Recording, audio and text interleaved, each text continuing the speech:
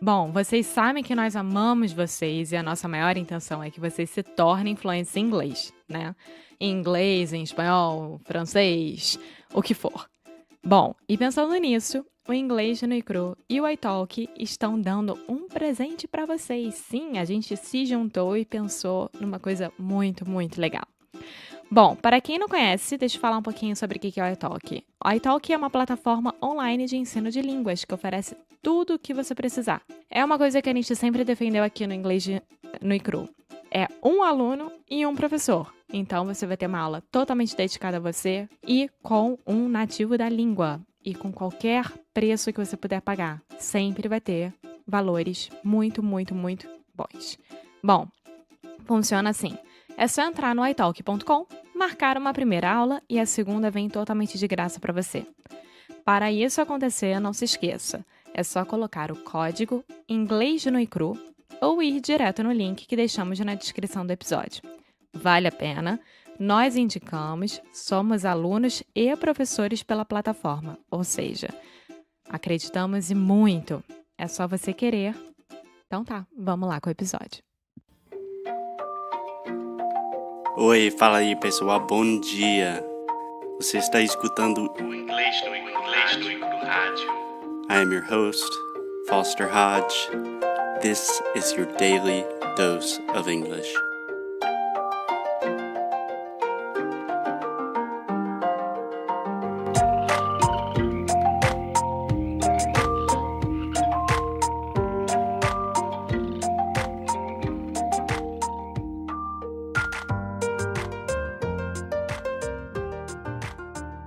Alexia, do you want to start?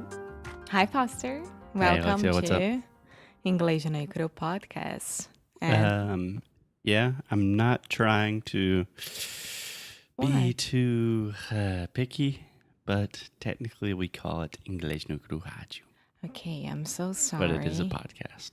Of course it is. It is a podcast. So welcome to another episode of Inglês no Rádio. Hey!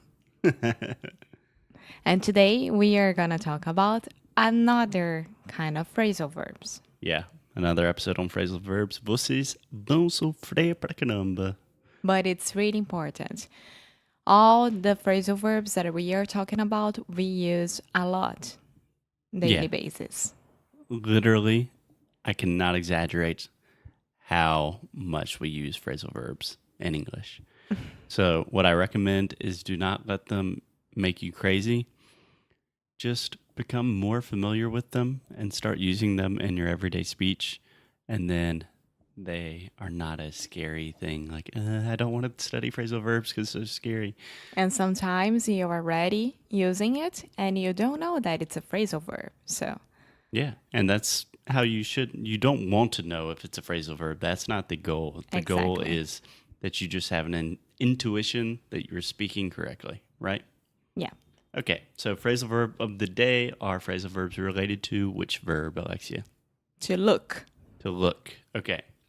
So before we start, a quick pronunciation tip because you know how much we love pronunciation. If you want to sign up for sound school, you can in March. Okay, so look is the other U sound, which is the sound. A lot of my students want to say ooh. Yeah. The Like- difference is to look and to look. Exactly. So if you think about the word push, To push and to push. no, totally wrong. Totally wrong. Alexia, my number Push. one student, even makes mistakes sometimes. To push Yeah, push. and to push. No, these are the same sound. No, it's not. To push and to put. No, I was doing to push in the wrong way and to push. Oh, no, you're showing correct the difference. Wait, yes. Okay, cool. I understand now. Even the best teacher sometimes doesn't get his own student. I am patient, I promise. Okay, so the other U is just the sound of Most Brazilians, when they have mistakes with this, they confuse it with the oo sound. Like the same sound in Portuguese, like azul, atum, etc. Right? but it's It comes more from the back of your throat. Cool. Okay. So phrasal verbs with to look. The first one that I always think of when I have a new lesson with a student and they say something like, I await your response very excited. And I know they're saying like, eu aguardo sua resposta, alguma coisa assim. But I always say, I'm looking forward to our class, or I look forward to our class. So do you understand what to look forward to something means? Yes. Yes. Okay, explain it to me.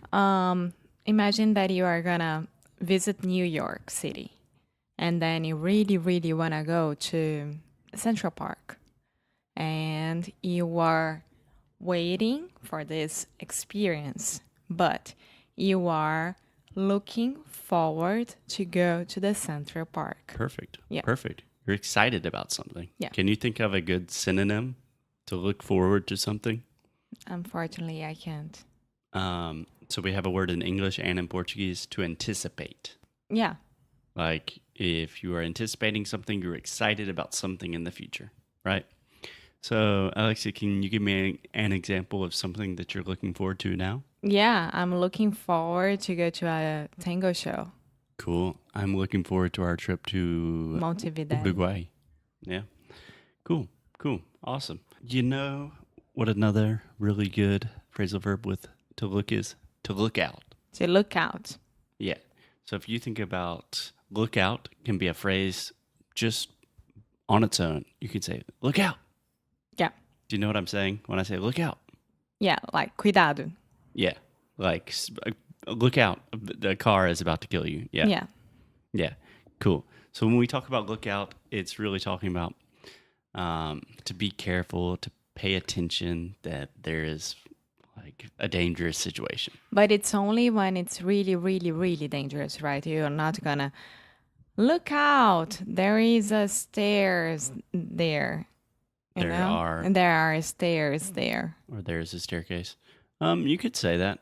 I could say like, if we're just walking on the street, like, hey, look out. There's dog poop on the street. Not super dangerous.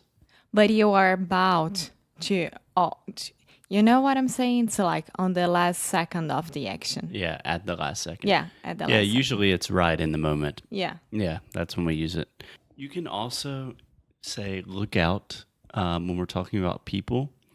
So, like...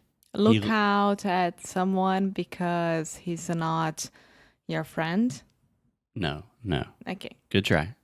This is a very important thing that Alexia is very good at, is just trying to experiment with new things. And if it's wrong, a native speaker, even who's not a teacher, will be like, what do you mean by that? And then you'll learn the right way. Yeah.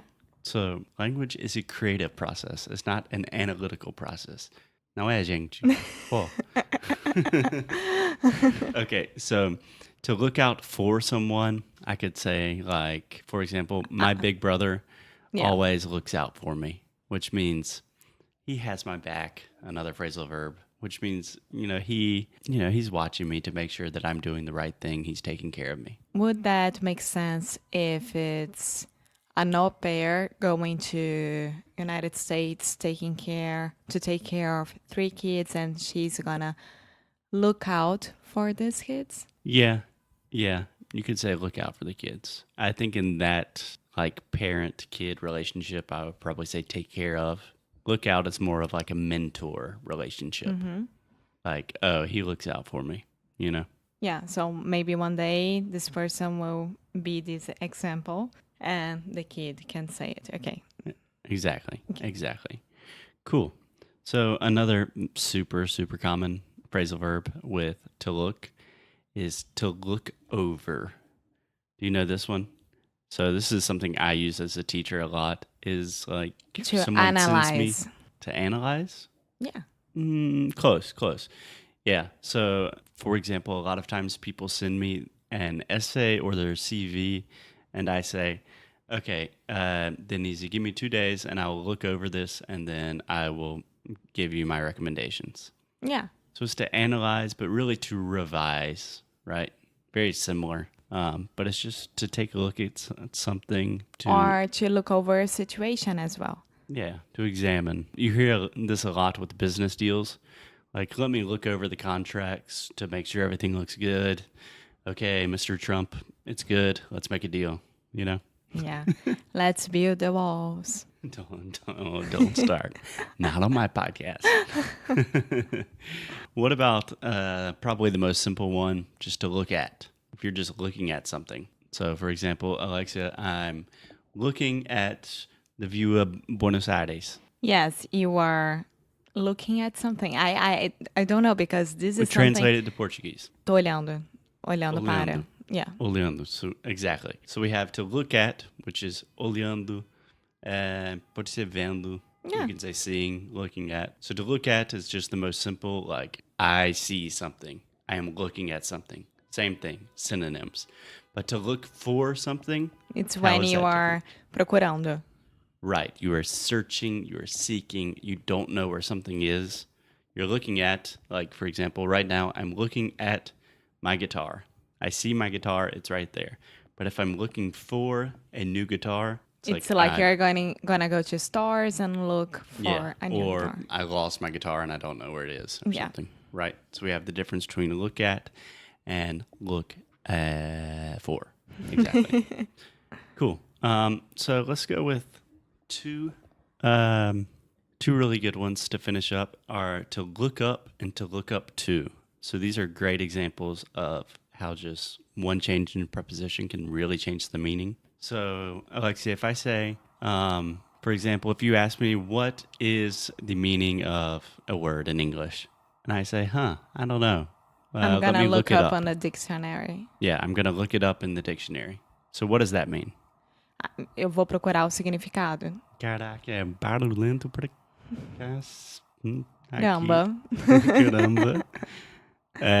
So to look up, like you have to find the meaning. Você vai procurar. Yeah, to look up is you're trying to find something, right? Yeah. Normally information. So a lot of people will mix look for and look up. Yeah, so you're looking for something, which is like an object or something. Look up generally has to do with information. Perfect. Almost always when you say look up, you're going to be talking about vocabulary or research or something like that on the internet. Cool. But if we say look up to, if you look up to someone, have you heard that before? Yes, I have. Okay. So, for example, if I say, I really look up to my dad, what do you understand with that? Is that you respect him a lot and you have him as an example for your life. Yeah. I respect him. I admire him. He's my idol, right? Yeah. So can you tell me someone other than your dad, because I know you're going to say that, who is someone you look up to? My mom. So, for example, I could also say, I really look up to, it doesn't have to be a certain person. Like Meryl Streep. Alexia's just looking for a reason to say Meryl Streep in the episode. Tom Hanks. Tom. Fechar a boca com M. Tom. Alexia só tem errinho de pronúncia, que é fechar a boca no final das palavras com M. Eu fiquei bem melhor nisso, mas em algumas, por exemplo, something, ainda é uma... Eu não sei, ainda Você sabe exatamente como fazer, mas... Sim, mas eu não consigo. Igual você com borboleta. Nem vem, porque você também tem palavras em português, tá? Okay, we are not finishing this podcast with a relationship fight. Okay, so you can say, I look up to a person. That's the most common thing. Like, I look up to my dad. I look up to Barack Obama, whatever. Or you could I look say up like, at Melania Trump. Yeah, to each his own. No political affiliations here. But you could also say to like a group of people, like I look up to people that, really follow their passions. Yeah. Right? Okay. Cool. So to look up is just searching, researching for information. To look up to is talking about someone you respect. Any more questions? Do you want to do a quick revision really quick? Let's go. So what's the difference between looking at and looking for? Alexia, vai.